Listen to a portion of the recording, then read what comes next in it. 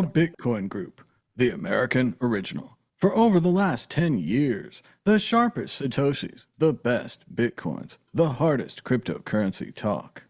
We'd like to welcome our panelists. Ben Ark from LN Bits. Evening all.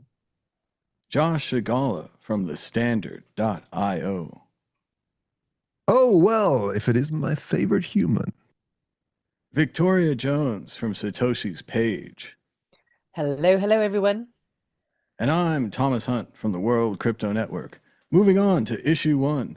Issue 1, Jack Mallers' new company. It's called 21. Jack Mallers to lead Tether, Softbank, and Cantor Fitzgerald-backed Bitcoin Treasury company called 21 Capital. It will launch with 42,000 Bitcoins. The company claims to be different from Michael Saylor's MicroStrategy, as it will also be, quote, focused on Bitcoin promotion. The Cantor stock skyrocketed 130% as people began buying the stock blindly under its old symbol CEP before it changes to its new symbol 21. Hey, 21, I've heard of that before. I remember that. They had a cool logo. Has everyone forgotten 21? The company that wanted to put a Bitcoin miner in your toaster? That's right. They wanted to turn the internet into the blockchain and the world's largest stock market. They raised $120 million, and we're going to make USB charging hubs, OEM routers, and toasters with Bitcoin chips inside. All they ended up releasing was a $400 Raspberry Pi that made everyone angry, and all $120 million disappeared. So I'm not sure why you'd want to celebrate that name by bringing it back, but here we are. Some people are being very critical of the 21 company, saying that it's a, quote, corporate exoskeleton for Tether's global liquidity machine, and that SoftBank joined so they could get that 2,000% return on Bitcoin. Ben Ark, what do you think of Jack's new company and their 42,000 Bitcoin? I think it's positive. I mean, so we're always criticizing MicroStrategy for not kind of contributing back to the ecosystem, which actually gives Bitcoin its value, and just benefiting financially from, and we've spoken about it in previous shows, and it's kind of a controversial subject because people like, well, he can do whatever he wants, and that's true. But at the same time, there's lots of great free and open source projects. There's lots of projects within the industry which do need support, and he has the backs to support them. And by supporting those things, it also increases the value of Bitcoin, so actually increases their holdings and how much they're worth. But I guess that goes against the point of the MicroStrategy part in MicroStrategy. So I quite like it. You know, I think Jack Mallers is a good guy, and he's always been very positive for Bitcoin, and I think it's good that there's a similar type of company which people can invest in, and then they also know that when they're investing in that company, that some of those funds are going to go back to bolstering the ecosystem and making Bitcoin more useful. And that's, you know, I think that's a positive thing. I can see people's reservations on the Tether connection, but the reality is Tether has huge bags. And I think the investment from Tether is 1.6 billion, which is going in. They're part of the 42,000 Bitcoin. And for them, I imagine they're just moving their Bitcoin from one wallet to another wallet, onto the treasury of the company. But we need more MicroStrategies to exist. If this thing's going to exist, we need more of them to exist. And I do think it is, you know, we're still quite early when it comes to these big institutional investment companies which have found that glitch in the system, that they can just keep buying Bitcoin, hold it on their balance sheet, and then sell stock in their company and just keep accumulating Bitcoin. So yeah, good luck to them, I say. Josh Shigala, is Ben right? Do we need more MicroStrategies, maybe an even more Bitcoin promoting one? The more the merrier. The thing is about Jack, like I like him. Just want to put that out there. He seems like a cool guy, but I just don't get where he came from. Suddenly this kid was suddenly everywhere all the time, suddenly famous. He created one app that had a really nice interface, And suddenly he was the one getting Bukele to accept Bitcoin. Suddenly he was the one that was, just always in the news. CNBC, like, oh, here's Jack Mallers. Who is this kid? Where did he come from? Why is he so famous all of a sudden as a Bitcoiner? And he was very bullish on Lightning and Bitcoin. And like I said, I've met him once. But he wouldn't remember me, but I did remember at a Lightning event. But it's a bit suspect when people just come out of the woodwork and out of nowhere. He was such a young kid. I suddenly had millions of VC capital in his firm, or whatever his company was, with this nice interface, and then now this, like, 42,000 Bitcoin. It's this young guy. What? I don't understand. I don't understand how people do it. I mean, I guess it's well connected. I think he had really well connected parents in banking or something. I'm not sure. Don't quote me on that. But yeah, no, his granddad started the CME, the Chicago Mercantile Exchange. They're like old Chicago money, heavily connected in that world. Heavily. Yeah. Well, so that helps. His mum was the Bitcoin mom too. So she had quite a sort of big following for a while in Bitcoin. And then when he finished college, he just had a lot of access. It just happened, like, boom, suddenly. And he's totally so young. I was like, who is this kid? Where's he? What? Yeah, this is always Bitcoin's where great. it's strange for me because I'm taking care of $50 million in my VC fund. And I'm like, well, who are you, dude? Your voice hasn't broken yet. I love that he always does his interviews in his dressing room with no clothes in it. No, Notice that. Like he's just moved in. Yeah. His house is so big, he's got a whole room for a wardrobe, but not had time to buy the clothes yet. He needs a wife and a harem of girlfriends to fill up his closets. Yeah, exactly. He needs to get some baby mamas. My internet, it's a very strange flex to have that empty room. And I feel strange in this one too, because I've known of Jack for a long time. Like Ben said, his mother was Bitcoin Mom, who follows me on Twitter and supported the Mad Bitcoins Patreon. And she used to tell me about her son who would play speed chess and that he would write computer programs to play chess. And I was like, what an interesting guy. I love, chess people. And it turns out, like Ben said, and I was going to try to mess with Josh live, but yes, his grandfather was the chairman of the board of the Chicago Board of Trade, and his father founded one of the largest futures brokerages in Chicago. So I guess it's mainly about connections. That being said, hey, Jack, give us a job. Sponsor the show. Sponsor the World Crypto Network. It's not too late. We haven't been incredibly critical of your new product yet. It's been 5 minutes, but no, it's never too late. And wouldn't that be nice? Give Knox a grant. Yeah. No, like I said, like I don't want to pick on the guy. That was me personally. I just didn't know. I don't know where he just popped out of nowhere, and it was just on every news channel as this instant fame guy behind Bitcoin. But okay, it makes sense. I think he leaned into that role. He leaned into the role of the American, in American businesses they always want the cult of the entrepreneur and the genius kid behind the company. And I think that was that was part of the projection, which I mean was probably good for VC money, but for people us in Europe and other parts of the world is always a bit cringy. So I can see why you were like, who's this kid? Why's he got so much money? God damn it. Instantly. But beyond that, take that part of him away, then he's a good guy. And I like that he really focused on Lightning to get, that was the the L2 Bitcoin. And he did legitimately build the Zap wallet, which was cool early on in Bitcoin, Lightning, which was useful.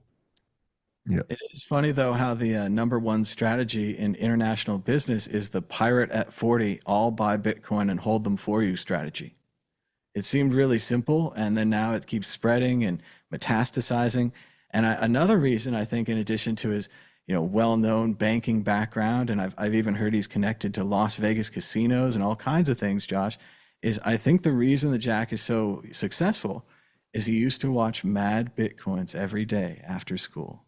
That's what he told There me. it is. Come There it home is. from school, watch that Mad Bitcoin. So that sounds pretty good to me. Victoria, what do you think about I think you should. Jack's new company, 21, again? Did you really say that?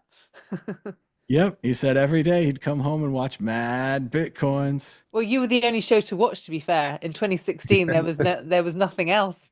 Well, So- and I was the only one targeted towards children. No one Yeah. else was teaching the children about Bitcoin, even now. Yeah, it's very true. Yeah, I mean, to put a positive spin on it, I think given where the world is right now at this moment in time and the tools available, if you wanted a strategy that completely maximized the potential of Bitcoin, then this would be it, based on our current financial structure and our current legal structure. But as I've mentioned several times before on this show, Bitcoin disrupts all of it. And the moment you get to a stage where people are actually, the only thing businesses will accept is Bitcoin, and that's the only thing people want, that's the point at which our current society completely transforms, in which case a lot of these companies are going to be in a tricky position, and people who invest in the companies rather than holding the Bitcoin are going to be in a tricky position. In fact, as I was reading the article, the phrase that sprung to mind was the Tower of Babylon. So of course there was this idea of someone who kind of built this tower because they got everyone to kind of build this tower that was going to be the strongest. And the thing is, the wind blows the wrong way and it's like a pack of cards and the whole thing crumbles. It's like the Jenga game from The Big Short. This is what is being built. And under current circumstances, people assume that our current legal structure is likely to perpetuate and continue to exist. But when Bitcoin on the ground disrupts that, which it will always have the potential to do, in fact, that's what we're waiting for, the whole game changes. And in that situation, do you really want to have invested your 401k in a company like this and not actually own any Bitcoin in your own hardware wallet? I would strongly caution people against that plan. That's what I have to say. It is interesting. I think there's kind of a sliding scale out there where if you made, 100 times your profits or 1,000 times your profits, they might be there. But what if you made 100,000 times your profits or 1,000,000 times your profits? Do the people running that company not reevaluate and, like Victoria saying, maybe accidentally run out with the Bitcoin or not give it to you or not let you withdraw it, things like that? There is a big difference in holding your money in one of these things versus holding actual Bitcoin. But I think people won't care. Obviously, people want the easy solution. They want it to be click, click, click. They won't care until it's too late. That's right. They're not going to see it coming, and they're going to be very surprised when it does happen. And they're like, oh, and then it's the ultimate of all ironies, right? Satoshi's like, people should hold their own stuff. And then we get into another crisis because people aren't holding their own stuff with the thing invented by the guy who said you should hold your own stuff. But I've got a plan here for Jack. We're going to run it down here. What should he do with his 21 and all these new billions of dollars? Number one, give me a job. We'll get polo shirts. We'll get stickers. We'll get a travel budget. We'll get conference tickets, cameras, and microphones, right? Boom. That's all we need. But then the problem is that I don't know that I agree with their strategy. Obviously, by holding 42,000 Bitcoin with a plan to keep buying more Bitcoin, it's a really cool plan. The problem is it destroys what makes Bitcoin interesting and unique. Bitcoin is interesting because you can send it around like a currency. The fact that a giant bank and another giant bank and some other giant bank are all working together to buy all of the Bitcoin so that they can hold it in one place and never send it around does not help make Bitcoin a currency. And if you don't want to take my word for it, let's go to Tim Draper. He's a huge Wall Street investor, invested in lots of early Bitcoin startups with Draper University. And as Draper says, referring to gold, he says, Tim Draper, gold is dead. It just sits there. Bitcoin moves, borderless, permissionless, programmable. You can't buy coffee with gold, but with Bitcoin, you can, without banks, inflation, or friction. And I think we need to not lose sight of that. Ben said that Jack made the Zap wallet and he was early into Lightning, and that's true. And he needs to not lose track of that as these banks say, Bitcoin is an asset for us to own and for us to hold it all. I agree with Tim Draper. Bitcoin needs to move. It's part of the thing that makes Bitcoin Bitcoin. So if you take that away, the whole like number go up forever thing that you want it to be gold, it doesn't go there, and it just becomes a collectible. It has to move to be interesting and to stay interesting. So yeah, there's a good point by Starship Schrodinger's Destiny, which is you can't own Bitcoin in your retirement in your 401k in America, your tax-free retirement account, and it's similar with pension funds. If you have equity in another company and you've got some stocks in Vanguard, you need to move them to somewhere else, then you're limited on what you can do with them. And this is a mechanism for people to be able to get exposure to Bitcoin if they're locked in for whatever reason into sort of traditional financial system, or if you're an investment fund. So I think it needs to exist. And of those people who do invest, then I'm sure they'll also accumulate Bitcoin outside of traditional finance. But currently, sadly, in some financial scenarios, you can't have Bitcoin on the balance sheet for your 401k. So why not go buy have some of this stuff instead? 21 Capital or MicroStrategy. And what we need is an app that rebuys the Bitcoin after you spend it. So you buy it, you spend it, you hold it. That's what you need. That's the solution. And that makes everybody happy. The bank can keep holding the Bitcoin forever. The people can spend it and keep Bitcoin as a currency, and it can stay interesting. And that's what we're going to come to eventually. But we're just going to take a long time before we get there. Any more on this issue? I can't think of an exit question. I mean, I guess it'll be successful. They have tons of Bitcoin. They have famous people, tons of money. Let's go to Ben Mark. Are we gonna hire Tom Brady to promote this thing? Is this going FTX? What do you see next for 21? Are we gonna hear about it a lot? Well, I mean, hopefully it was strong on MicroStrategy into contributing a little bit more to the ecosystem beyond just making some financial instrument. So yeah, hopefully having another example of this in the market where they are actually focused on making Bitcoin more adopted is a good thing for that part of the industry. Josh Agala, do you think it'll make a difference with MicroStrategy? Or just two giant silos of corporate Bitcoin getting bigger and bigger? I mean, all of these things, once they start seeing success, others join. And so hopefully VCs in Europe and family offices and such start to do the same MicroStrategy. But I'm always surprised how people can screw up such large amounts of money.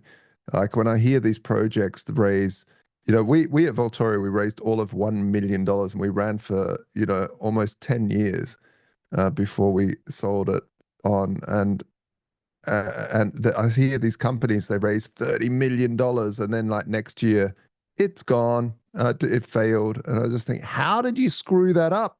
How did you it was a good idea and you screwed it up. So I hope they don't screw it up. I don't think they will. Jack seems like a smart guy, I guess. And he's got well connected. So let's go. Let's see it. I'll bet they get the same marketing guys behind FTX and get the green screens and the Matt Damon and the fortune favors the bold and the brave or whatever. I'm sure they'll do it, Josh. It's going to be great. Was that FTX? That ad? That was FTX. Oh wow! We all know how that ended. I can't believe the original 21 raised $120 million, Thomas. That's incredible. The toaster guys, the hardware scammers, $21 million. Well, at least toaster makes sense. When they said they're going to put a miner in light bulbs, I'm like, light bulbs are already hot. Like you don't want to add more heat to a light bulb. I don't get it. What? Well, the toaster also doesn't make sense, Josh, because it gets hot. Like spa heaters, house heaters, things that but you could be toasting it with the Bitcoin in there. ASIC. With the ASIC, so you But what did they do with the money? $120 million. I agree, Ben, and that's why we need to reach Jack now. Bitcoin. Well, he still has the money, and he hasn't spent it all yet. As they said in The Big Lebowski, a Corvette is only part of the money. He needs to give it to the World Crypto Network, like $10 million. Just like drop it accidentally, you won't even notice. Like 120 million disappeared in this Balaji thing. Imagine if he'd given 1 million to us. We would have way more video cameras, more microphones, more shows, and it would go on, like Josh says, for like 10 years. It'd be like, that $1 million is still getting spent for us. Whereas these other marketing people, they could burn it up overnight for you. Overnight, they could burn it all. Let's see. Do we go to Victoria? Go ahead, Yeah, Victoria. it's very easy to waste a lot of money on marketing. When I did my MBA, in the marketing section, we were given a computer simulation called the marketing game, and we all had to play it. The idea being to figure out, how much you could actually earn from spending the money. And literally, it was so easy to make a company bankrupt by using the wrong strategy with marketing. That is a really easy way to lose all your money. Wrong marketing strategies. So yeah. Well, we'll Lesson have to learned. see how it goes. He's the boy genius. He's got his company. He's a Vitalik 3.0 or whatever we're going for now. I'm sure it's all going to work out great. And yes, hire us, hire the show. Ridiculous amounts of money. As Krusty the Clown said, they backed a dump truck up to my house. A dump truck. Moving on to issue 2, Bitcoin price prediction 2025. Can Bitcoin hit 100K again? Here's what the chart suggests. And there it is. It's all the same chart. It's always the same thing. But the real interesting thing here is Tech Dev, who has been saying the same thing over and over again. He says that it's not so much the halvening or other things, that it's the business liquidity cycle, and that every 4 years or so, the business cycle goes down, prices go down, then the business cycle recovers, goes back up, and prices go back up. And according to him, right before the recent kickoff, he says this chart says the largest Bitcoin move in 5 years has begun. Josh Shigala, what do you think about the price of Bitcoin as it rockets back up and it might reclaim 100K?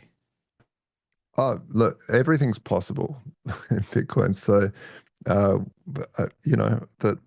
strategy, the micro strategy that everybody could use, not financial advice, is just every payday, if you got some little bit of split savings, instead of putting it into the lottery, instead of buying the scratchy, instead of buying 4 beers, have 3 and put 1 in to Bitcoin or Ethereum or whatever But don't go. If you're new, don't go anywhere else. Just stick with the blue chips. Don't go anywhere else. I've seen far too many people lose their shirts too early. It's also so hard to go from a no coiner to a some coiner. But I think that's what you have to do, right, Josh? You have to get some skin in the game, get something out there, because everyone out there is like, I could have bought Bitcoin at this price. I could have bought it at that price. And that's never going to help you. Like, you got to just give up, get some at whatever price it is, see how it goes, hold it for a long time, and it should go up. Yeah, it's always a gamble. Everything in life's a gamble. You're going to start your small business, that's a gamble. Everything's a gamble. But Bitcoin, for me, is a pretty good gamble. The odds are pretty good that it will go up. And if you do it on a weekly, if it goes down, hey, you're getting it cheaper. If it goes up, hooray. And a shout out to Tune In Drop Out in the chat. He says, gold used to move. It simply became unable to function in the 20th century global economy. Bitcoin can become the functional replacement to gold in the 21st century. And I do agree with that. And I also think it's important to notice how gold's value diminished and it became less and less interesting when it stopped moving, when it stopped being the currency, when it stopped being the thing that you could trade for that was backing stuff up. It became disconnected, and that Bitcoin could have the same thing happen to it if it just becomes an asset that people hold in their giant treasuries. But gold versus Bitcoin shouldn't be the argument. It's not gold versus Bitcoin, and everyone always gets this wrong. It's Bitcoin versus fiat. That's the enemy. Gold is on our side. Gold is a great hedge. Once you've made a buttload of profit in Bitcoin, put a little bit into gold and silver. It won't hurt you, just to make sure, because, hey, 6,000 years of history, 15 or whatever it is now. You just, a little bit of diversification is always good. Well, the new thing they're saying, Josh, is they're saying that Bitcoin might replace real estate as the ultimate store of value. And that for generations, people have been buying land and been buying houses. And maybe it might be better to have this digital asset, this digital land, digital houses. We'll have Yeah, to that's see. very true, actually. My granddad owned his family had a series of properties in Wales. And during the 60s, he was selling them all off because all he got from them was, the tenants wouldn't pay any rent because most of them were too poor. And he kept getting these bills for repairs. And so he just started selling them because he thought they wouldn't be useful. And I didn't know about this until the 90s. But of course, if he'd held on until it got to the 80s and 90s, people really don't recognize that the reason property values have gone up is because of the way fiat currency has worked. In the 50s and 60s, property was not that great an investment. It's only been in the last 40 years that it's really taken off. So the people who are saying Bitcoin isn't, it's absolutely right. I'd rather rent a house and own Bitcoin. And in fact, that's exactly what I do. So And let's go to Ben. What do you think about the price of Bitcoin, 100K or more? Sorry, 600 billion. 600 billion. Yeah. I mean, it's a good gamble, Bitcoin, because not only do you get to invest in this thing, which will probably go up and make you rich, it also will probably make the world a better place as well, and is a very useful technology for lots of people, all those unbanked folks. So it's I always say to people, if they're really seriously thinking about investing in Bitcoin, and they have been for a while, I would always say buy enough that if you lose it, it's going to suck, but it's not going to destroy your life. It'll just suck a lot, but you'll get over it, because it's still, high risk investment. We don't think it is, but it's still a high risk investment. So, but buy enough that if you lose, it's going to suck, because it'll probably work, and if it does work, then it's going to go up a lot in value, and you'll benefit from it. And then you're also helping to support an industry which could make the world a better place. But yeah, I mean, 600 billion. Why would it go to anything else, really? And it's fun because sometimes you get to say, I told you so, but most of the time you get to wallow in the, I could have sold for this, I could have sold for that. Yeah, And it never yeah. ends. But What we the have the number one bit of advice I would give, which I see a lot of Bitcoiners do, is they build up a stack, they do well on Bitcoin, and then they quit their jobs. And then they just, you can dollar cost average into Bitcoin, but if you dollar cost average out, your spending goes up, and initially you have that fiat escape velocity where you're free. Your outgoings, and they're not the amount in which Bitcoin accumulates outpaces your outgoings, so you're always just getting more money. But then when you stop working, you then spend more money, and then you buy stuff. Buy a new house, buy this, and that that fiat escape velocity just starts to dip, and then before you know it, you're burning down into your stack, and then it's gone. And we've got to know lots of people who were early in Bitcoin, and they managed to burn through their stacks that way. So be wary of that old chestnut. And that's just what they said in On the Road. They said, President Eisenhower says, we've got to keep down the cost of living, which of course was justification for them to steal food from the military base. Moving on to the exit question, the Bitcoin predictor ball and source of all truth and knowledge in this universe. Josh Shigala, will the price of Bitcoin be higher or lower this time next week? I recall a lot of pessimism last week, and I might recall staying bullish and being right again. My mum bought a flight with some Bitcoin yesterday, so it's probably going up. It's always the personal story. I know it always goes up when I sell. Victoria Jones, higher or lower? it seems to be on a good trajectory, so I'd say higher.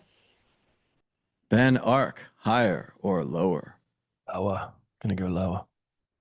Lower, sticking with the pessimism. And here we are, shaking the ball, which could cause bubbles. Will the price of Bitcoin be higher this time next week?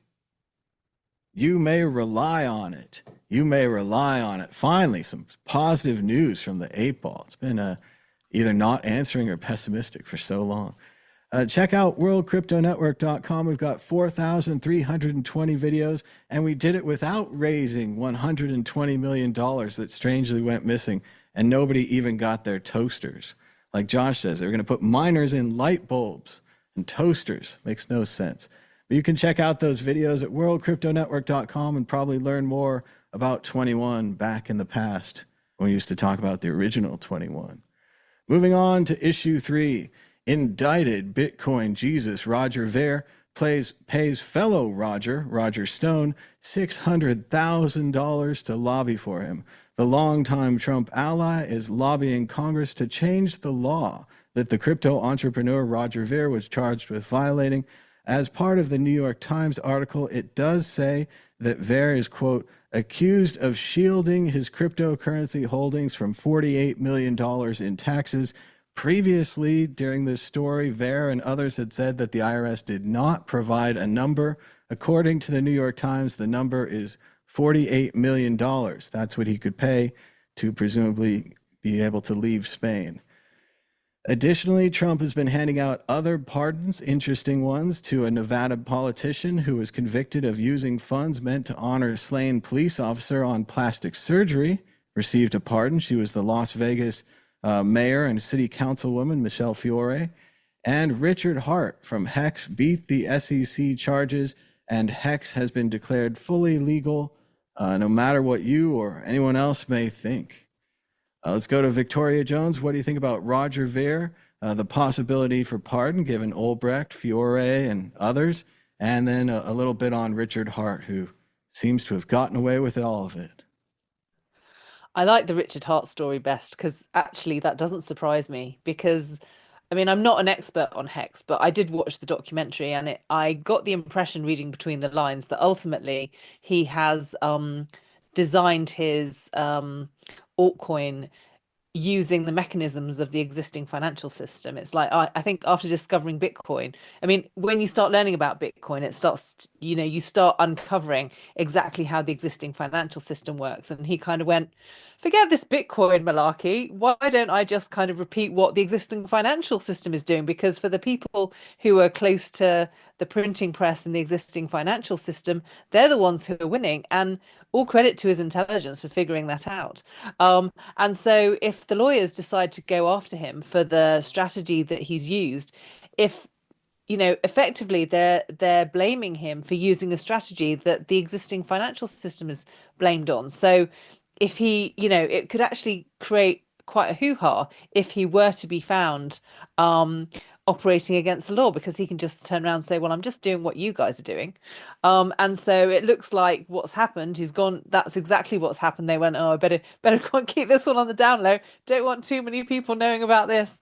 So actually, I'm not that surprised. And I suspect when Richard Hart, I mean, he's ballsy enough to kind of take that strategy and then throw it in everybody's face, and of course this is what's happened, and hardly anyone's batting an eyelid about it, because we've got all of these other crazy cases going on.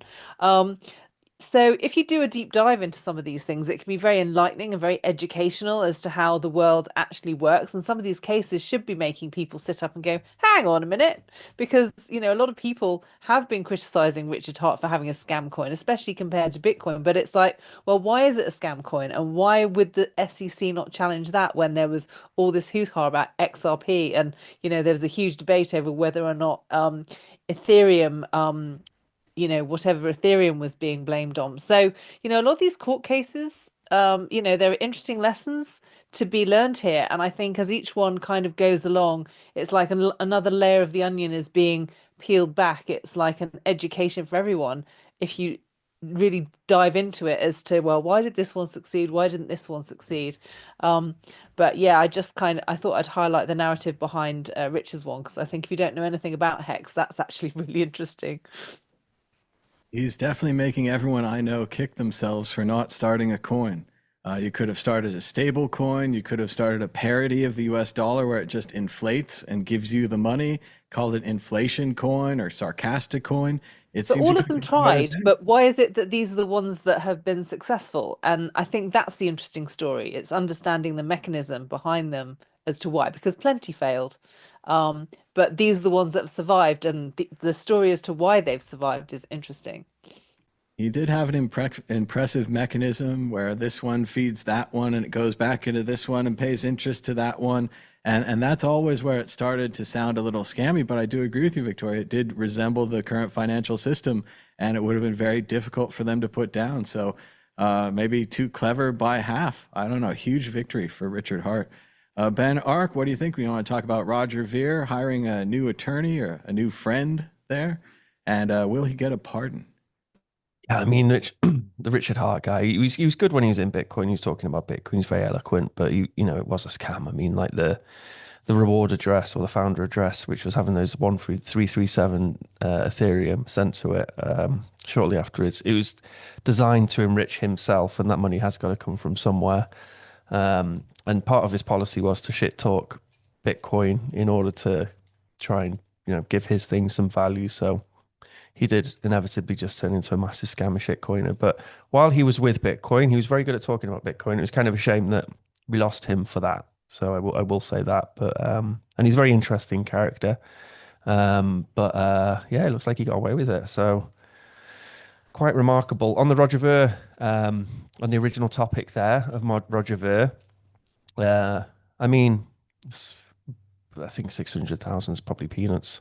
Whether it's actually going to have any sway and help him secure a pardon, I don't know.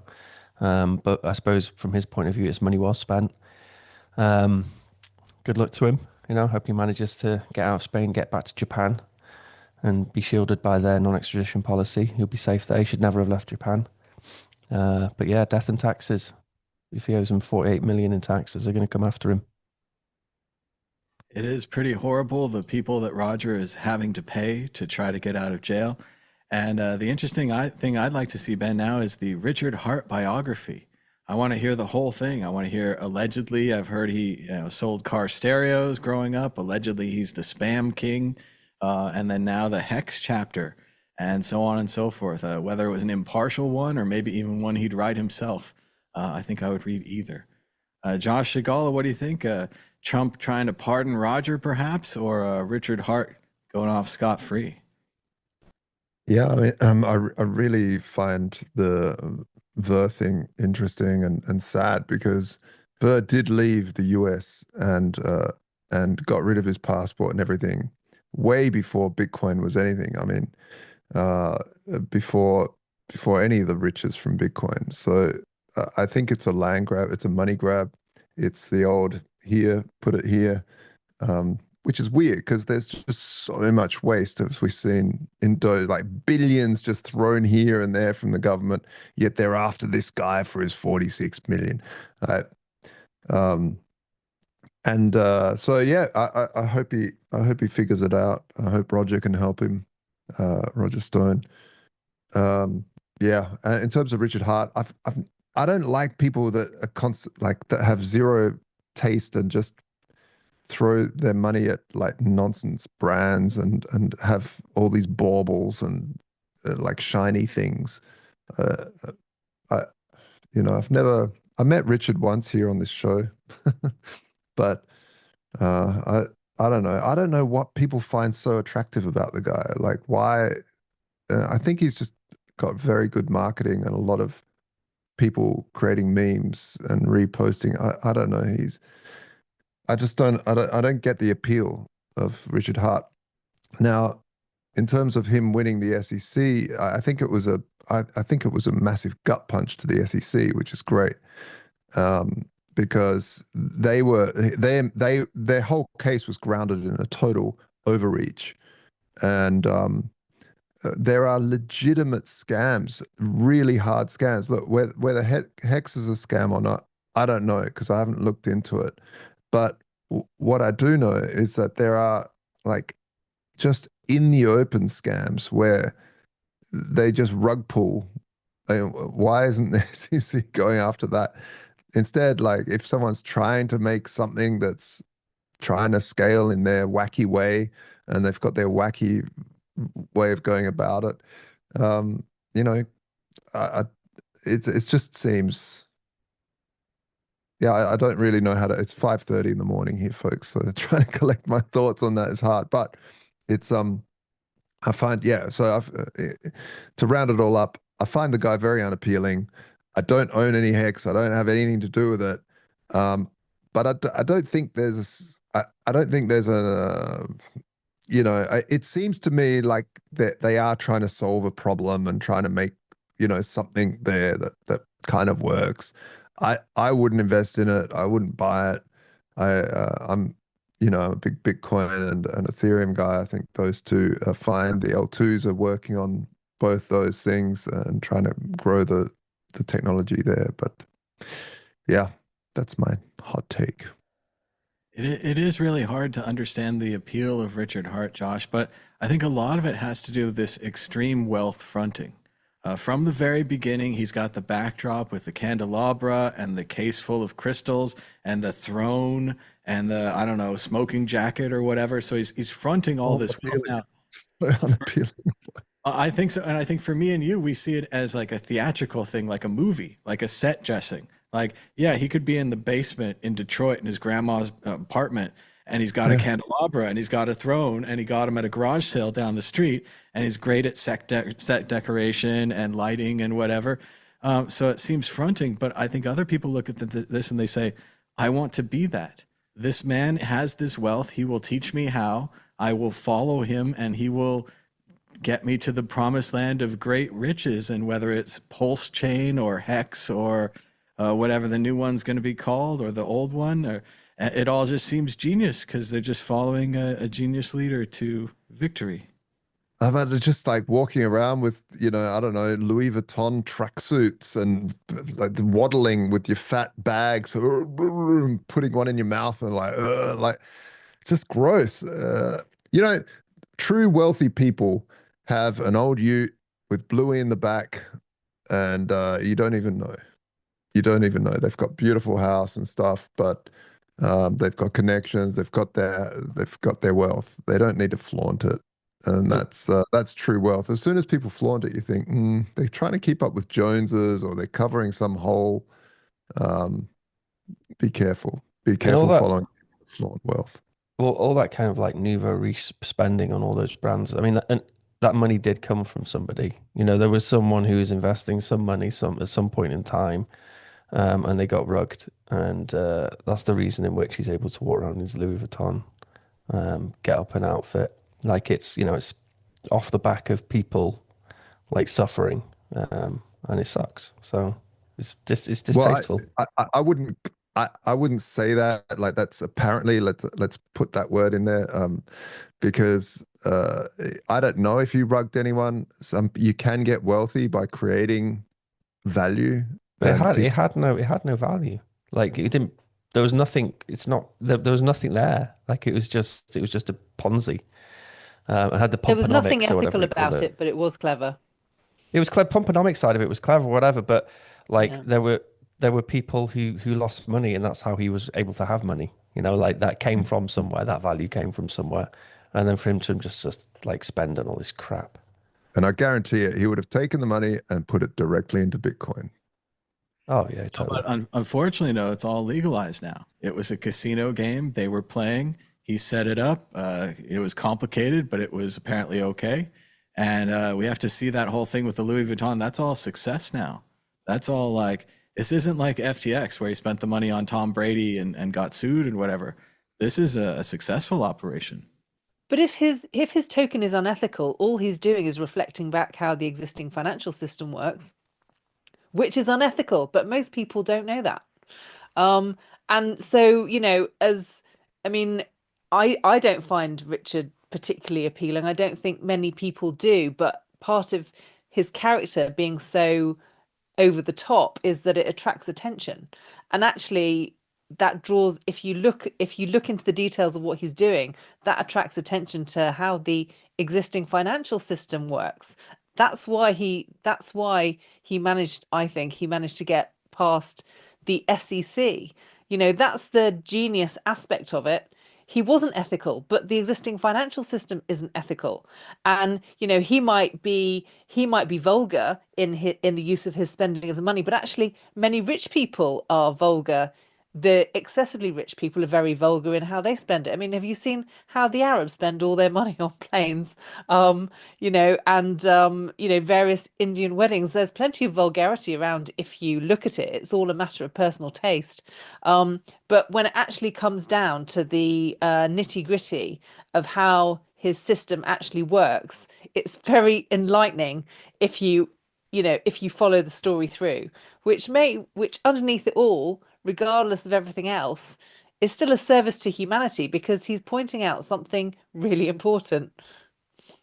See, and I bet if we got the real Richard Hart on here, and if we really broke him down and got to the core of it, he would say, "I'm a performance artist doing what Victoria said, and I made $1 billion or whatever off of it. Pat on the back, like look at what I did." And we would pretty much all have to say, whether performance art or not, he made all this money, he did all this stuff. It's No, worth man, it, you're whatever, I cutting him don't know. too much slack. He came on and he said Bitcoin's broken, Hex is better, it's better than Bitcoin. Buy Hex, buy Hex, buy Hex, and then a bunch of people bought Hex, and then they lost their shit. Scammer. He's just a well-dressed, Yeah, but how many eloquent people buy scammer. shares in various companies and then lose all their money every time there's a financial crisis? I mean, how is that any better? I don't know, but I guess it's the SEC's job to try and stop these things from happening, isn't it? I don't know. Yeah, but the But I've SEC got to doesn't Brave have a new leg to world of stand pump on. fun. I don't know. I got to give Ben credit. He gave him slack beforehand. Ben was like, I don't mind. Like this was years ago.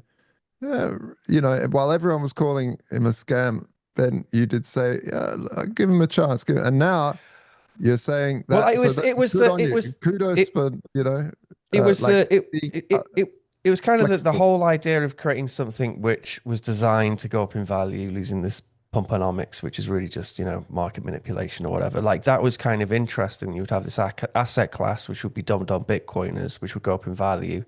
But then where he really turned me against him was when he started saying that this thing was superior to Bitcoin and it was a Yeah, I replacement hate for it too. Bitcoin So and all dumb. that shit. Such It's a bad just call. bollocks, man. Yeah, that's when you're scamming. That's when you know that you're lying. He knows that he's lying, and then he's getting other people's. If he just continued with the original goal of whatever his project was, then yeah, it was, Well, and the interesting thing is the market hasn't really celebrated the win as much as the win is. I mean, it's down like 0.2% of what it was at its all-time high, losing more than 90% of its market value.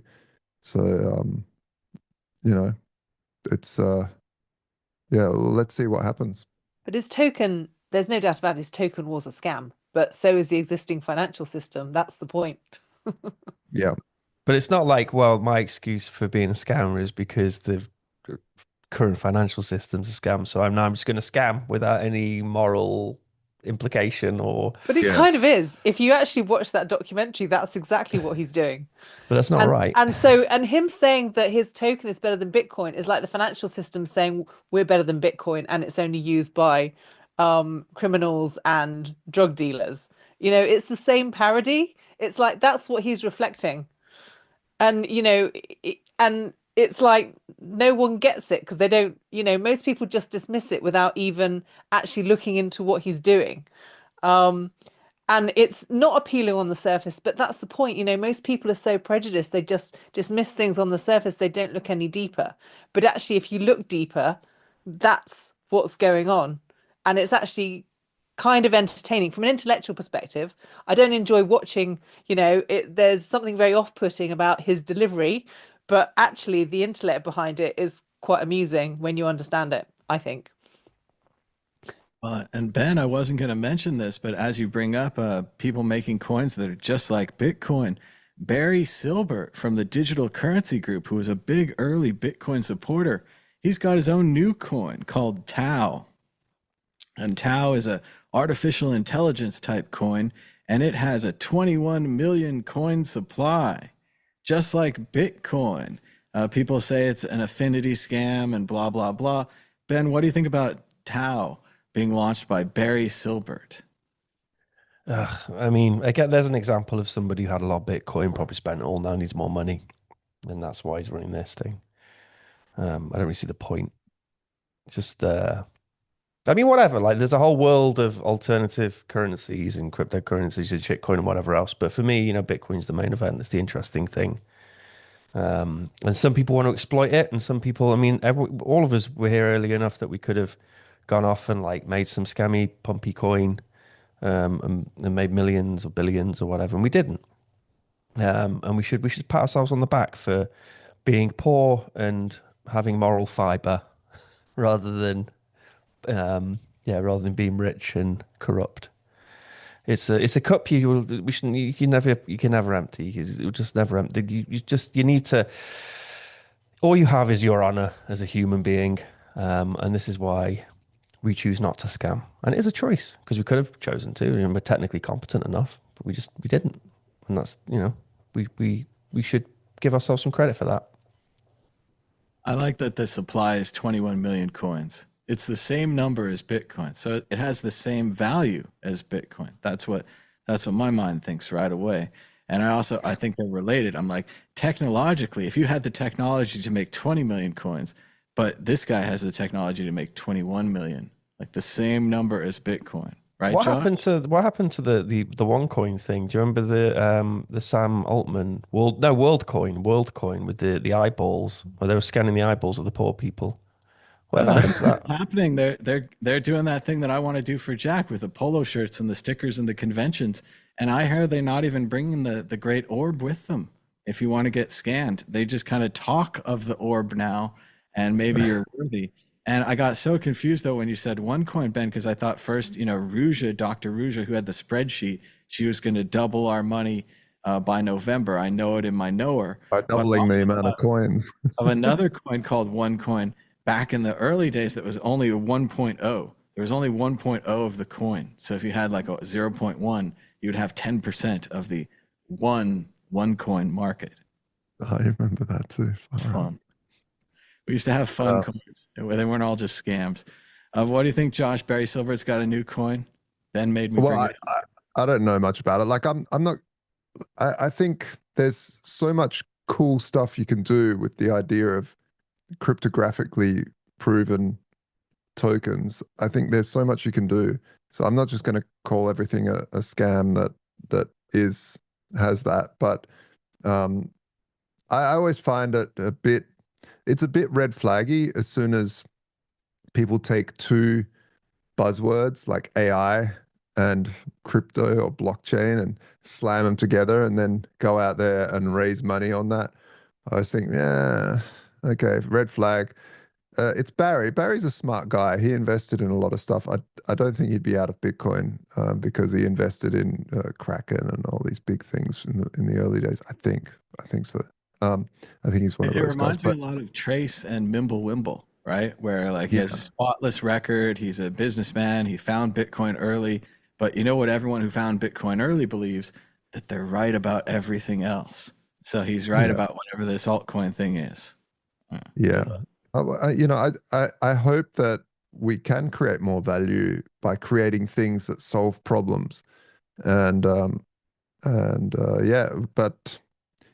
generally, if I was to start another project, I wouldn't do another coin raise at the start. Rather, I would release that later because it's just fraught with people, holding a type of investment in you. And this is, I guess, where the SEC and all these things do come in, is that they say, well, you're selling pink slips, you're selling equity. But I fundamentally, as a more anarcho-capitalist type guy, I do love the idea of the ICO. I think it's a really nice idea of allowing your community or people that love your idea to have a share in its success. And we saw things like, for instance, the early Oculus. The guy rose millions of dollars from Kickstarter. No one got any shares of anything or nothing, no tokens, nothing. It was a Kickstarter. You just sort of donated it. They got an early Oculus, and then the Oculus guy sold to Facebook for like $10 billion or something, 6 billion, 4 billion, whatever it was. It was a lot. And none of those early backers got anything but a crappy first generation, like wobbly, dev kit. And And so this, ICO solved that problem in a theoretical way, but also in a practical way. But there are also problems with it, like you see the pumpers and dumpers, you see the market manipulation, you see, because very low volume has the possibility of market manipulation. So, but I think these are problems that can be solved with smart contracts, whether that's on Bitcoin or Ethereum. But being able to solve these problems in technical ways rather than legal ways, I think that's the way to go. Raising capital is always going to be there. If you have a good idea, you need to raise capital to scale, and you're either going to get it from some VC who screws you over, or you can get it from a community of people who really support you and support your project. So foundationally, I think there is merit to the concepts of ICOs. It's just the technology stack isn't good enough yet to mathematically regulate it in a way that makes it harder and harder for people to scam other people. And that's what needs to be solved. It does seem like we're always offering people the chance to be an early investor in Facebook, but we always end up offering the chance to lose money as an early investor in Facebook. So I worry about the same thing here. And Josh, when you said you were going to make a coin, I thought for sure you're going to say, I'm going to make 3 coins, and this one's going to pay interest to that coin, which buys this coin, and then this one's going to burn that one, and some kind of great hex plan there. But of course, full disclosure, I did get to go one time to what's it called? Digital Currency Group Friends and Family Day or something. We got to go to Napa Wineries because I worked for Purse. And it was really nice. And Barry Silbert and I made pizza together, like made the mozzarella. And then we had to do a little marketing exercise. It was a whole thing, but it was pretty fun. So hopefully he'll do well with his new coin. We still have one more issue. We're running out of time though. Bitcoin's altcoins pump after Federal Reserve Board withdraws crypto notification rules for banks. Might be a good thing, might be a bad thing. They're saying that banks can now, I don't know, hold and offer Bitcoin and offer Bitcoin services. Ben Ark, what do you think about the new crypto proposal from the Trump administration? It looks like once again the Bitcoiners got what they paid for. They wanted this law gone, and now it's gone. I mean, he's profiting, isn't he, from being president there? But I remember at the Bitcoin conference, you could pay 50 grand and you could have your photo taken with Trump. I know these Bitcoiners from the conference who were posting their pictures next to Trump on Twitter, and I was just like, you paid 50 grand for that thing, which you could have just done with AI. And then I think to go for the meal, there was a meal with Trump, and that was 160 grand. So this is why the Roger Ver 600 grand. I'm like, it's a drop in the ocean. Whether it can have any impact, I don't know. So how much do you need in order to be able to hang out with Trump then with the Trump coin? I'm not sure. I think they have a leaderboard now to get the VIP tour, but that's going to be a different issue. And this one, they got the bank rules changed, so they actually got something, not just right. Oh right, okay. Oh, yeah. No, I don't know. Sorry, I wasn't listening. Josh Chagall, the Bitcoiners won another big victory. The banks can now handle Bitcoin. Ben doesn't care. What do you think, Josh? Banks. So when we started Voltoro, and then the UK decided to have a regulation where you had to basically jump through a million hoops to get the license. And guess what? The regulator didn't pass any one of them. They kept on saying to every Bitcoin startup, well, we recommend that you withdraw your application so that, because if you don't and we say no, then you won't be able to ever apply for it again. Plus, if you go to any other European country and try to passport and get their regulatory, you have to tell them, their regulator, that we said no. And so what happened, and our lawyers at the time said, well, you're not alone. Every single Bitcoin company is getting told to do this. So what was actually happening is they had this license, and they were saying no to everybody without saying no. And that way the government could say, we have this license, just nobody's applying for it. And meanwhile, who was getting the licenses? The banks. The banks were realizing that there's a lot of money to be made in this crypto stuff, and let's cut out all of the startups. Let's crush them through regulation. And that's exactly what they did. And they didn't crush that. We were doing everything more than the banks. We were doing the KYC and this and that, and getting KYC every 3 months from people, even though they'd already KYC. It was just annoying all of our customers. We hired people specifically for anti-money laundering. All they did was sit there twiddling their thumbs, but we had to have that person and pay them a heck of a lot of money a year. And we were bootstrapped, a little startup. So I knew it was coming. The banks are going to take this. There's a lot of correlation to like the weed industry is what I've heard, where you get the original, all the hippies that fought for legalization of the weed. And then once it happened, all of those that started startups around that whole industry got kicked out of it. And all you had was big tobacco move in and take the whole industry for themselves. And this is kind of what's happening with the banks, is that they're going to take this whole industry for themselves and regulate. And this is why I just don't like the term regulate, because it's this all-encompassing term that means nothing. But when I've been at conferences and people are like, who thinks that banks should be regulated more? And everyone just sticks up their hand. And what does that even mean? What, you want 10 more rules, 100 more rules? What sort of rules? Like, it's just a stupid term. And so the idea of Bitcoin, look, I understand it, that you want certain rules for your country, that if you make an investment vehicle, it should have some basic scaffolding to stop things. But for me, I'm an old school Bitcoiner. I like the idea of math regulating things, because then I can see in the contract, okay, if this, then that, otherwise this. You can see the rule set, and that to me is the way you regulate this stuff. When it comes to a centralized exchange, I think because they're dealing with old school human contracts, they need to be regulated, because like Sam Bankman-Fried, he was creating contracts where he was saying, oh, I'm worth billions because my token is worth billions, and then leveraging off that and using all old school contracts. And then so you couldn't on-chain verify any of it because he was making, promises on paper. And so, yeah, that stuff probably needs some rules around it. But yeah.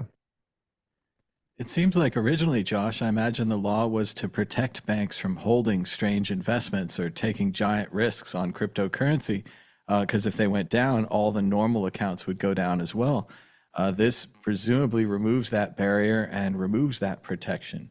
And I do agree, if we had had this law, if we'd had this thing revoked before, there would have been no Coinbase. There would have been no Bitcoin industry. The banks just would have offered Bitcoin as another service, and they would have gotten all the fees on it. There wouldn't have been a Wall Street explosion of Bitcoin mining companies and all these other things.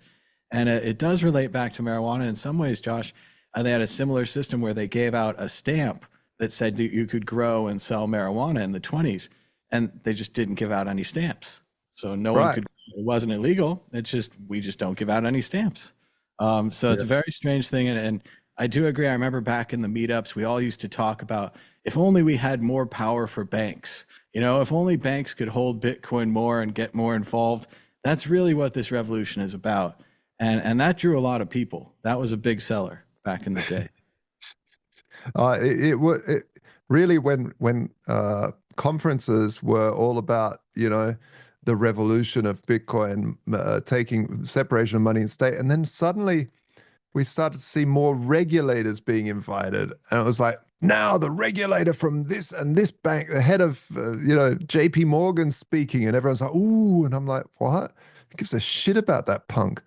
But yeah, no, they slowly took over. But yeah, just quickly, I'll end here. Sorry for taking this, but I think it's an important one. For instance, a bad rule, right? The regulator told us we'd been holding people's Bitcoin, and we had a transparency protocol and everything. It'd been like 6 years, and nothing's ever happened. And it's not through lack of hackers not trying. People were trying to attack us every single day. We'd see it in the logs, and no one ever broke into Voltoro. Meanwhile, all these places were being hacked all the time, and this and that, the other thing. And what the regulator said was, all of a sudden, what, you're holding other people's Bitcoin, because it was a Bitcoin gold exchange, right?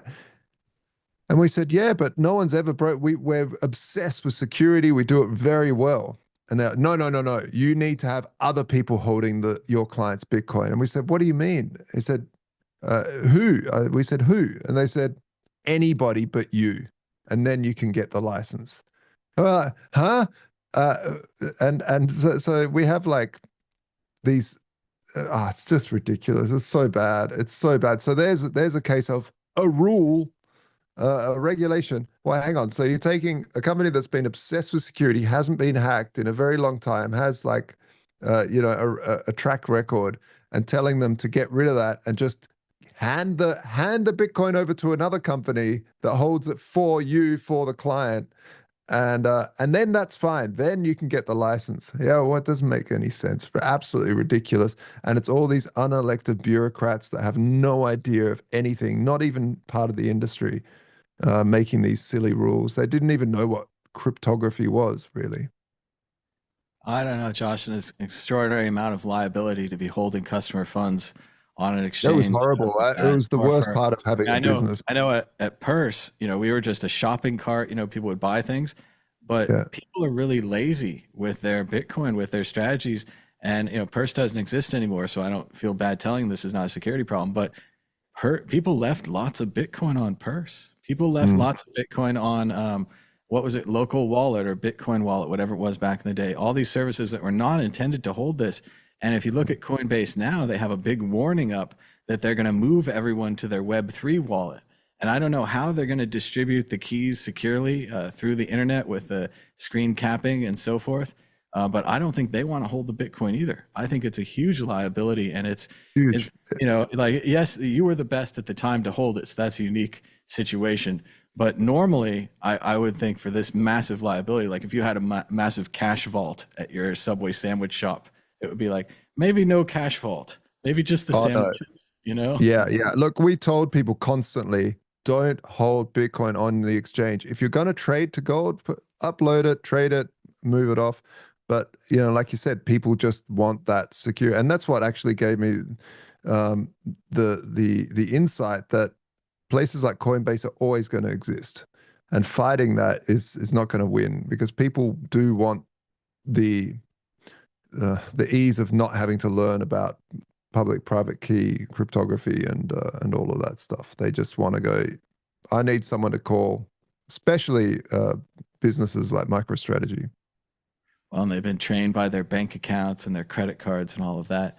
Sorry, I got the topics mixed up before, but I do want to just chime in on this. It reminds me a little bit of the repeal of this Glass-Steagall Act in '99, and then in 2008, a lot of people were like, "Well, that's partly probably to blame for the 2008 crisis by having banks be allowed to be investment banks as well as commercial banks."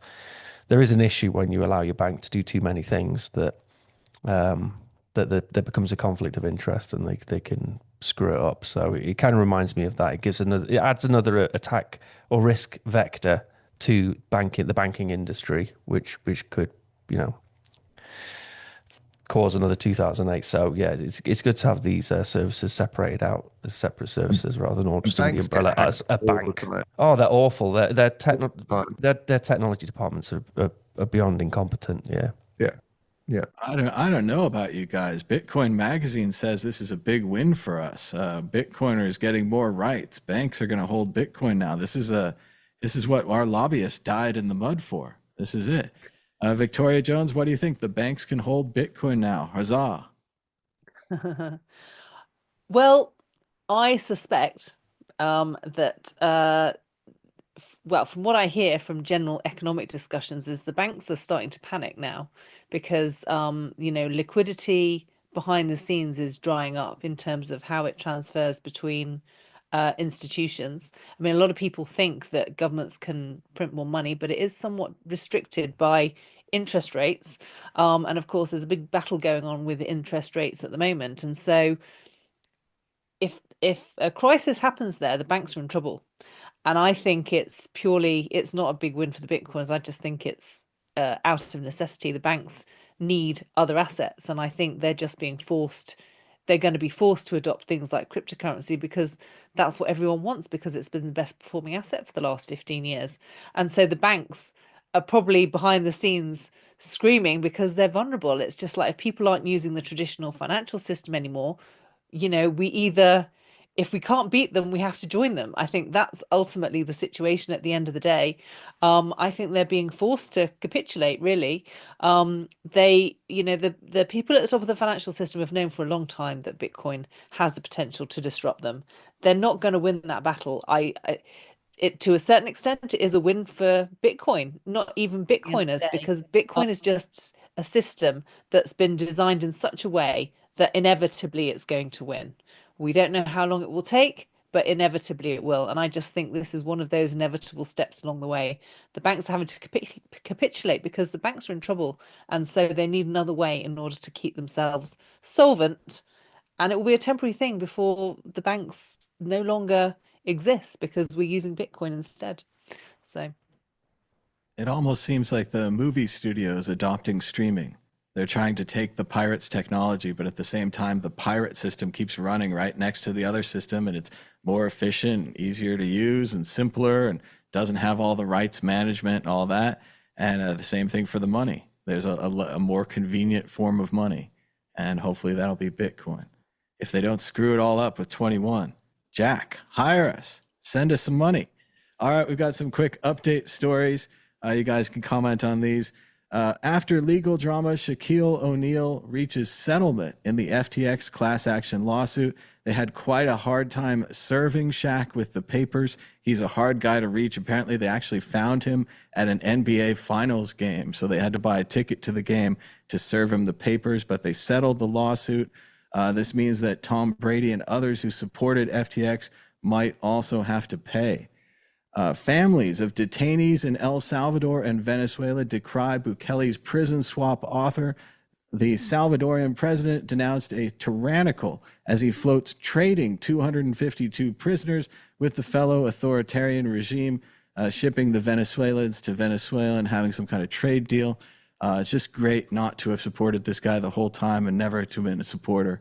It keeps getting worse and worse over there. And finally, as Ben noted earlier, Trump offers private dinner to the top investors of his Memecoin.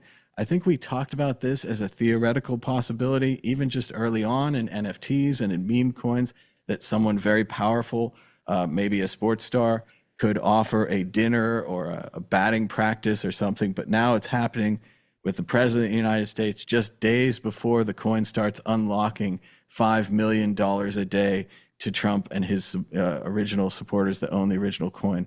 I think they own 80 or 90% of the coin. Let's go to Josh Segala. Which one would you like to comment on?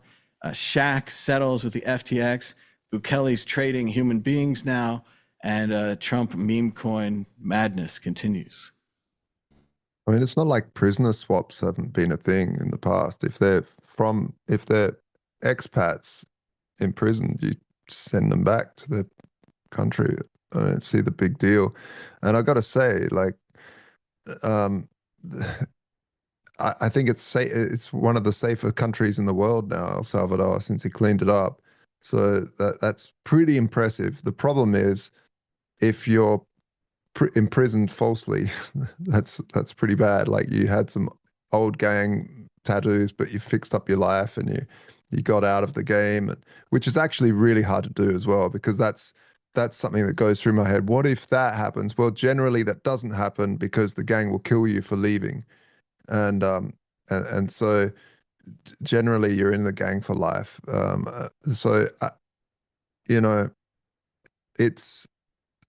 It's really important to live in a safe society. And if you've got these people running around just murdering, massive cartels just running the show, Something's got to happen, and some, you know, I don't know. I don't live there. It doesn't bother me much, but I would much rather live in a safe society where total freaks with face tattoos all over themselves are actually, and you know, shooting up drive-by shootings and whatever else they get up to, are not on the streets where I'm trying to raise a family. That was probably a good thing. So, but it's I don't know. I think it's hard to speak on all that, because in one way you see the outcome, and hopefully they have judicial process, and they can slowly go through things and try to find proof of each one. But have you seen how many there are? I mean, there was thousands and thousands of gang members over there, so it's very, very difficult. It's a difficult problem. Difficult problem. Well, and preventing that one person being in there, Josh, is why they did develop due process rights, where they would check to see if you're on a legal list. You get to see a judge. You have all these kind of rights before you get sent to prison. But what Bukele did was just pick up, allegedly, everyone with a tattoo in the bar. And then, unfortunately, it seems that Trump has done the same thing in the United States and then sent them down there. So it's really kind of a sliding scale of what you believe, whether, you know, one innocent man should be protected, or whether it's better to punish, you know, all these people and let the innocent man. Well, I mean, they've got. Well, Trump hasn't done the same thing. You have to be illegally in the U.S., and that's we don't know though. If you're illegally the whole problem, Josh, is it's really simple. We didn't give them due process, so we don't know. Like we just don't know. Like we can't say either way because we didn't give them due process. Okay, so if you give them due process, why we're a criminal state dilute. now. I mean, okay, no, if you give due process to millions and millions of people, guess what happens? Your due process facilities get crushed, so you can't actually have trials for real murderers and stuff anymore because you're crushed with nonsense. And actually, most of these people have everybody. It's not a right, and then you don't have any rights. So then you can be picked up like Show us that your guy with the papers that you're allowed to be here. They're not checking them though, Josh. You just said we don't have time to check them. We don't have large enough facilities. No, they're checking little stuff. They're not taking them to court and doing full like week-long court process. That's not what they're doing. But they're definitely checking papers. Where's your passport? Where's your papers? Yeah. Wo sind deine Papiere? Not sure about that, Josh. The whole point is not to check the things. And as far as the actual prisoners, it's been interesting because Bukele said a few weeks ago that the United States was paying them to hold them, meaning that he didn't actually hold them. He held a contract with the United States that they were upholding and getting paid to uphold. So if you stop paying them, they'd stop holding those people. But he's changed that now, and now he's trying to trade the prisoners for other prisoners in Venezuela. It's a very slippery slope as to the humanity of those. Well, it's not a very rich country. So if you have vast prison systems, you're paying a lot of money to keep these people. And so if you're keeping expats who are also criminals in gangs, then you send those gangs back, those gang members back to where they came from. I mean, it makes sense. I wouldn't want to. These are presumably the other criminals that they're being paid to hold, which they've kind of turned their society into a pay-for-play prison society. It's not a great thing for El Salvador. Victoria Jones, what do you think? They've got Shaq, Bukele's trading prisoners, and now you can buy dinner with Trump. Well, I'm just wondering whether or not Trump's going to have to settle for, representing Trump coin when that fails.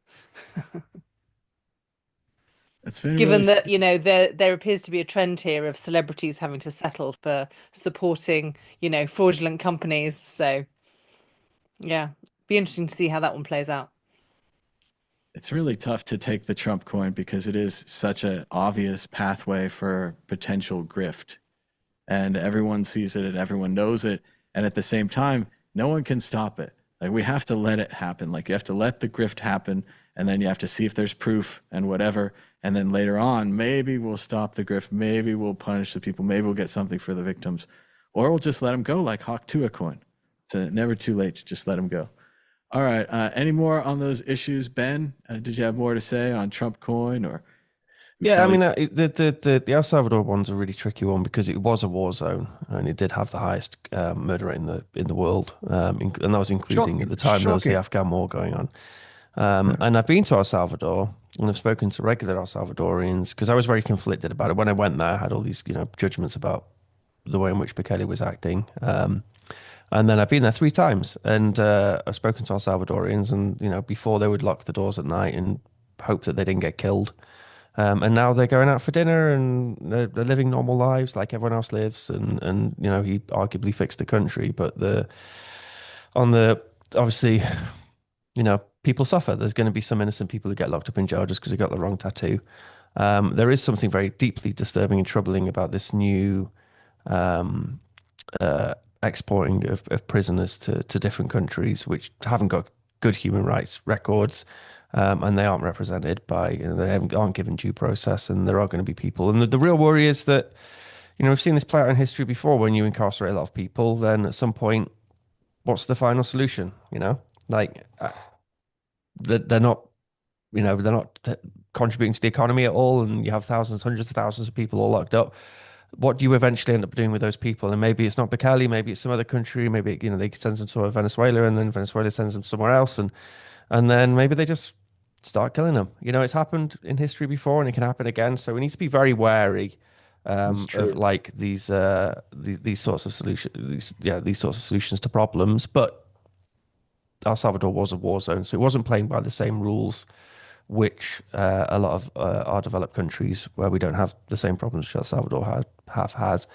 On the Shaquille O'Neal, I thought it was funny how they had like 20 attempts trying to track him down, and they had to like go buy the tickets and go to the Miami game, the NBA game, to actually serve the papers. Tough gig. It's a tough gig, that poor guy, whoever it was, who had to serve those papers, but I bet he had a lot of fun doing it because it's Shaquille O'Neal after all, and he got there in the end. But it's that social proof thing, isn't it? It's the reason people invested in Bernie Madoff is, I don't think you can blame Shaquille O'Neal in that scenario, because FTX had all these VC investors and everyone else, all these people throwing money at them, who were validating that this is like a legit company, and then why would you think that Shaquille O'Neal would have more due diligence than those people? So Totally. yeah, so hopefully just let the guy off the hook. He's just being paid to, I mean, it's there are many more people in the room who should have known better, who support FTX. So yeah, free Shaquille O'Neal. It is strange that Shaq is the one being punished for this. Yes, out of all of the people, we've got to get Shaq. Maybe they'll ship him off to El Salvador and Venezuela. Look, just to sorry, you're Victoria, go for it. I just want to say, like, I hope that El Salvador, because it's a tough job. You got to get you got to clean up, and you shouldn't have let it get to that stage in the first place. Your country shouldn't let it get to that stage where it's just a war zone. But you clean up, and then I hope that they can go through due diligence of each of those people and see. But first, you have to, and the judicial process needs to be cleaned up as well, because usually what happens if your country is that corrupt, they've taken all of that. So if you try to do a good judicial process, that's all corrupted by the cartels. And so first thing is clean up when you're in that state. And hopefully you don't let your country get in that state, in the first place. But there's no way. In El Salvador's case, it was the US extraditing MS-13 members. So Americans, second generation Americans, they were extradited to El Salvador, and they didn't have any skills or any way of contributing to the economy, so they just were gangsters. And then they were US gangsters, and they were sent to El Salvador because their parents were El Salvadorian, and that's where the real problems started to emerge in El Salvador. So it also actually started from extraditing criminals to their country. I mean, Bukele arguably did a very good job for that country and the security of the normal people in that country, and he liberated a lot of people who were really, they were incarcerated because they lived in this very violent country. So yeah, now there should be a judicial process. And I think the murky area is when you start sending other countries that you're contracted to just incarcerate people, because then you're not responsible for the judicial process. The country in which they are sent from is responsible for it. And then if you just keep moving these prisoners around, it's like, where does the responsibility lie?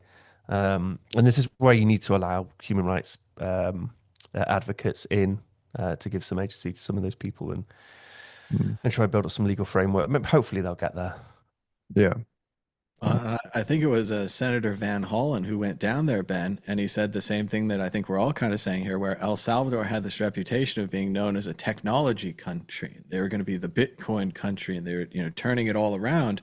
And now they're just kind of this place where Trump sends his prisoners, and they're this prison camp country. And that's why we've been warning you about dictators this whole time. And you've been like, it's fine. He's a good dictator. He's a friendly dictator. He only used violence that one time, bringing troops into the Congress to mess with the Supreme Court. Only that one time. Every other time, fine. And it's because of this capricious decision. Dictators can make random decisions, and democracies can say nothing because it's a dictatorship. So I think it's a bad look for them. I think they should get rid of the prisons. They should free the prisoners. They shouldn't trade human beings. This is pretty obvious. Free which prisoners? They should. Well, it's a tough deal. El Salvador. The ones that the United States sent down there are not there legally. So the judge said to turn back the airplanes. So if you wanted to follow the rule of the law, you'd send them back. The ones that they picked up off the street. Well, hang on, they're illegal immigrants. They're again, we don't know, Josh. We didn't give them due process, and we didn't convict them of any crimes, so we don't know. I mean, I've known people that they sent the I've known airplane people that got kicked out of America for overstaying their visa, and they're never allowed back. Like, they got kicked out. It's just part of. If you overstay your visa in Australia, you get kicked out. If you overstay, there's nothing different anywhere in the world, and there's no court system. You just don't have the paperwork, and you're out. Yeah, but they actually check the papers for the visa. I mean, you have to do the due process. Like, you have to, if you want to be a rule of law society. How do you know that's not happening? Rule of law. We know because the judge said to turn it around, and we know because of the people. Yeah, but you know that he's like no crimes. So we have the real people who are being hurt. The thing where it's like that one innocent person. We have at least two innocent people, and the other ones we don't know because we didn't check their papers. We didn't check their crimes because if you're an illegal immigrant, and I'm not saying that's the worst crime in the world. I actually think a true capitalist system, you don't need those sorts of laws because you don't have social problems like that. But if you if you have a social security system, you need borders because it'll ruin your social security system. It'll just destroy it.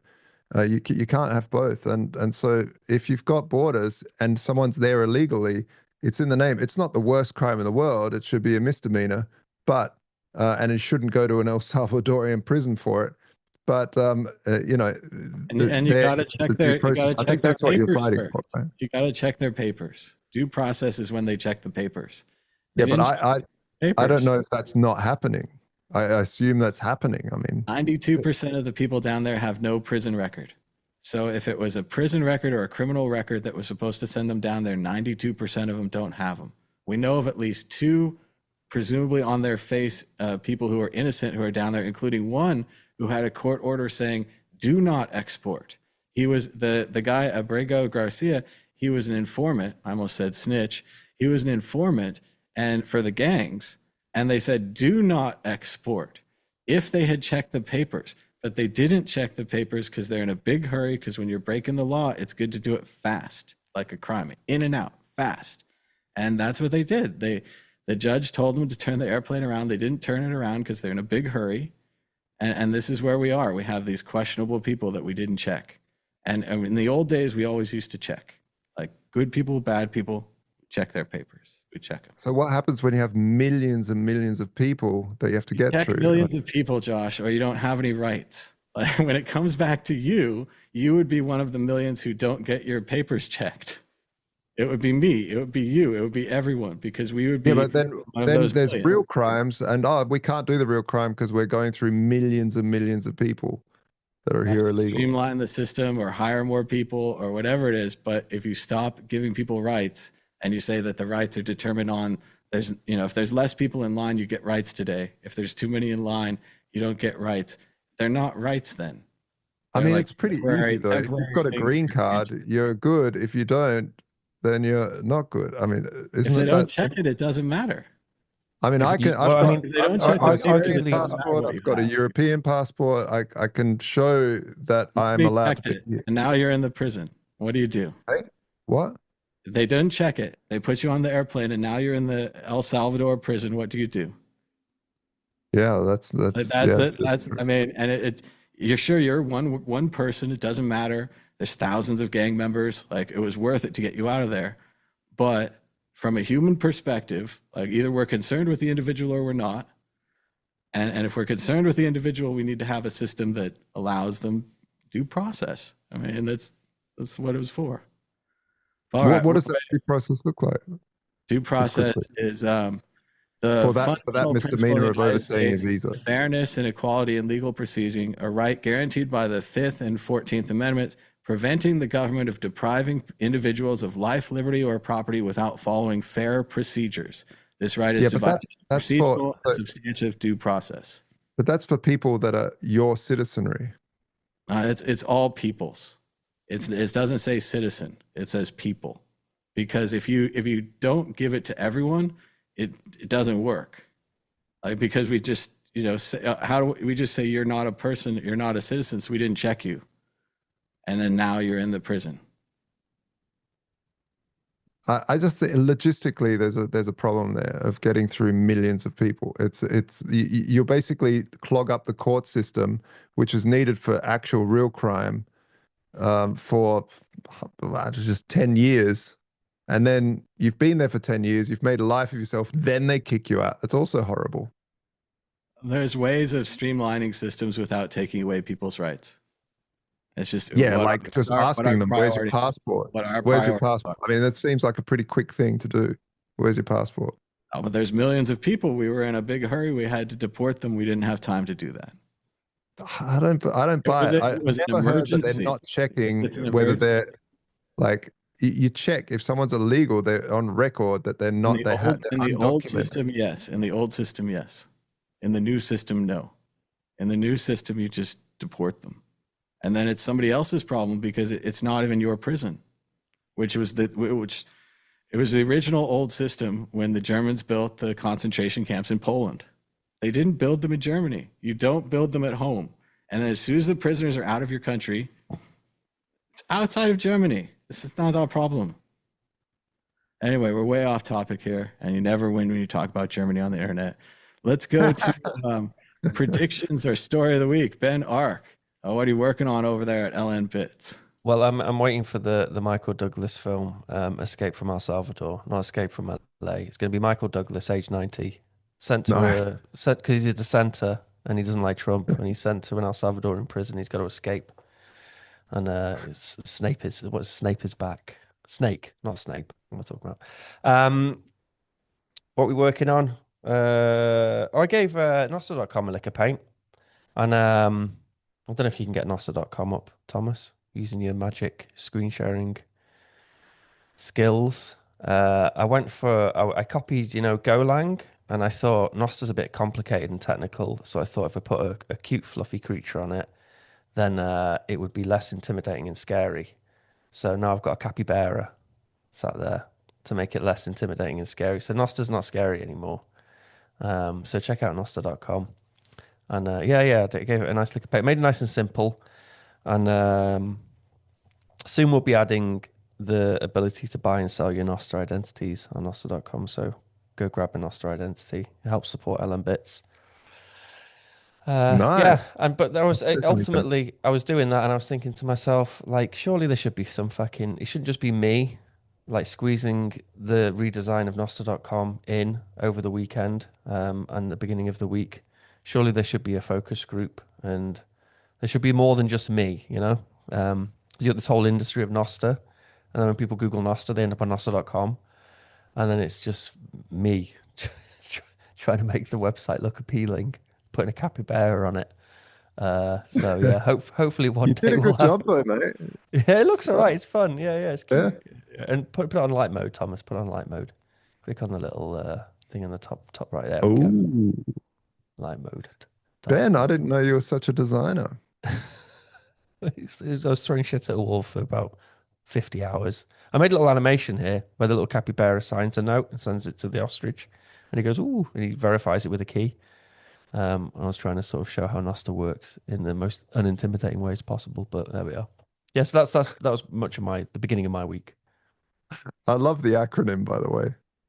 Is that really what it stands for? Yeah, notes and other stuff transmitted by relays. Simple, isn't it?